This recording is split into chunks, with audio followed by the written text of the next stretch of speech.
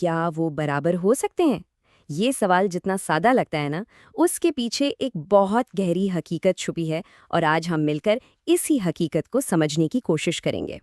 تو آج ہم بات کریں گے قرآن مجید کی ایک بہت ہی زبردست مثال پر۔ یہ کہانی ہے ایک غلام اور ایک آزاد انسان کی۔ ہم دیکھیں گے کہ اس کے پیچھے کا اصل مطلب کیا ہے اور یہ کیوں بیان کی گئی ہے۔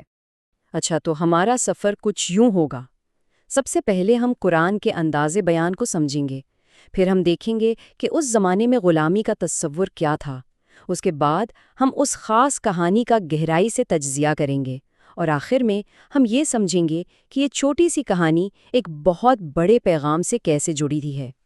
چلیں تو شروع کرتے ہیں۔ دیکھیں، قرآن کا انداز بہت منفرد ہے۔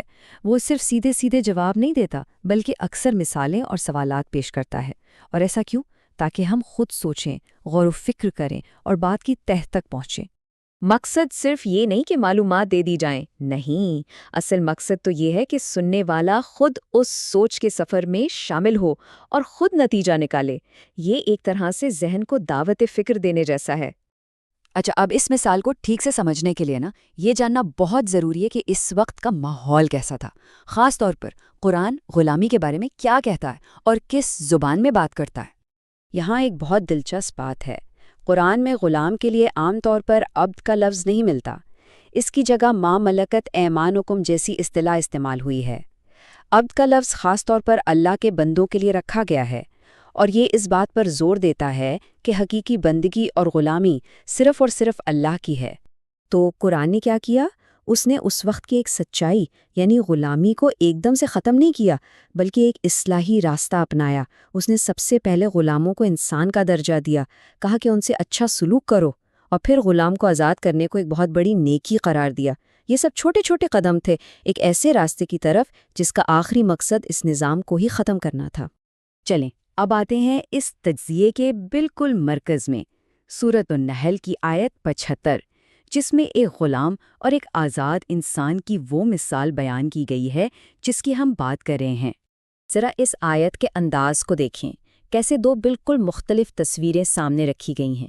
ایک طرف وہ شخص ہے جو مکمل طور پر بے بس ہے، اور دوسری طرف وہ جسے ہر طرح کا اختیار حاصل ہے۔ اور پھر آیت ایک سیدھا سوال پوچھتی ہے جو سننے والے کو جھنجھوڑ کر رکھ دیتا ہے کہ سوچو۔ تو یہاں فرق بالکل صاف نظر آ رہا ہے۔ ایک طرف ہے مکمل بے بسی، ایک ایسا انسان جس کا اپنا کچھ بھی نہیں، اور دوسری طرف ہے مکمل آزادی، ایک ایسا انسان جسے اللہ نے سب کچھ دیا ہے اور وہ جیسے چاہے جب چاہے چھپا کر یا سب کے سامنے خرچ کر سکتا ہے۔ اب یہ مثال جو بظاہر بہت سادہ لگتی ہے، اس میں کئی گہری باتیں چھپی ہیں۔ اہل علم نے اس کے مختلف مطلب بیان کیے ہیں جو ظاہری معنی سے لے کر گہرے روحانی مفہوم تک جاتے ہیں۔ تو مطلب کیا نکلا؟ یہ کہ یہ دو کردار یعنی غلام اور آزاد شخص کئی چیزوں کی علامت بن سکتے ہیں۔ یہ ایک بے جان بت اور ہر چیز پر قادر خدا کی مثال بھی ہو سکتے ہیں، یہ ایک کافر اور ایک مومن کا موازنہ بھی ہو سکتے ہیں، اور یہاں تک کہ یہ انسان کے اپنے اندر کی کشمکش کی تصویر بھی ہو سکتے ہیں۔ اور یہ کوئی ایک مثال نہیں ہے، قرآن میں یہ انداز بار بار نظر آتا ہے۔ اللہ کی وحدانیت یعنی توحید کو سمجھانے کے لیے ایسی ہی عدم مساوات کی مثالیں دی گئی ہیں۔ یہ قرآن کا ایک خاص طریقہ ہے بات سمجھانے کا۔ آئیں ایک اور ملتی جلتی مثال دیکھتے ہیں۔ یہاں بھی بات مالک اور غلام کی ہے، لیکن ایک مختلف زاویے سے، اور مقصد وہی، ایک بنیادی نقطہ سمجھانا ہے۔ اب اس مثال میں دیکھیں، ایک غلام جس کے کئی مالک ہیں اور سب آپس میں جھگڑتے رہتے ہیں، اس کی کیا حالت ہوگی؟ وہ ہمیشہ پریشان اور الجھا رہے گا، بالکل ایک مشرک کی طرح جو کئی خداؤں کو پوجتا ہے۔ اور اس کے مقابلے میں وہ غلام جس کا صرف ایک مالک ہے، وہ پرسکون اور یکسو ہوگا، بالکل ایک توحید پرست کی طرح جو صرف ایک اللہ کی عبادت کرتا ہے، اور اسی لیے اسے ذہنی سلامتی حاصل ہے۔ تو ان تمام مثالوں سے ہمیں کیا سبق ملتا ہے؟ قرآن ہمیں دعوت دیتا ہے کہ ہم اپنی روزمرہ کی زندگی کی منطق کو اپنے عقیدے پر لاگو کر کے دیکھیں۔ بات بہت سادہ ہے۔ اگر دنیا میں ایک غلام کے لیے کئی جھگڑالو مالک کا ہونا ایک مصیبت ہے، تو بھلا اس کائنات کے کئی خدا کیسے ہو سکتے ہیں؟ تو اب ہم ان ساری باتوں کو سمیٹتے ہیں۔ یہ مثالیں کرتی کیا ہیں؟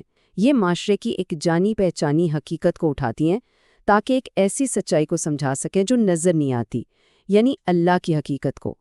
تو مرکزی نقطہ بالکل واضح ہے، اگر ایک بے بس غلام اور ایک با اختیار آزاد انسان برابر نہیں ہو سکتے، اور یہ بات تو ہر کوئی مانتا ہے، تو پھر یہ کیسے ممکن ہے کہ ایک مخلوق جسے بنایا گیا ہے اپنے خالق کے برابر ہو جائے؟